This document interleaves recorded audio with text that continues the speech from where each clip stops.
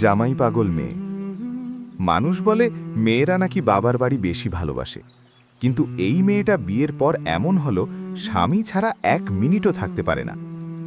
Rafi office থেকে বাসায় ফিরতে একটু দেরি হলে নীলা দরজার সামনে দাঁড়িয়ে থাকে।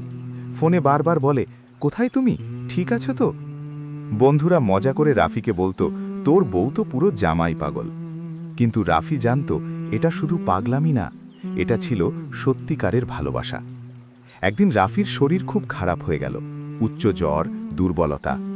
ডাক্তার বলল কয়েকদিন সম্পূর্ণ বিশ্রাম দরকার।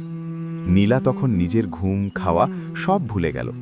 সারা রাত মাথায় পানি দিচ্ছে, সময় মতো ওষুধ খাওয়াচ্ছে। রাফি চোখ খুলে শুধু দেখল তার স্ত্রী ক্লান্ত চোখে বসে আছে পাশে। রাফি ভিড়ে বলল, তুমি একটু ঘুমাও। নীলা হেসে বলল, তুমি ঠিক থাকলেই আমার শান্তি। সেদিন রাফির মনে হলো, জীবনে টাকা, গাড়ি, বড় বাড়ি সব কিছু থাকলেও এমন একজন মানুষ পাওয়া সবচেয়ে বড় ভাগ্য, যে সত্যি সত্যি তোমাকে নিজের থেকেও বেশি ভালোবাসে। ভালোবাসা মানে শুধু আই লাভ ইউ বলা না, ভালোবাসা মানে একজন মানুষকে নিজের শান্তির কারণ বানিয়ে ফেলা।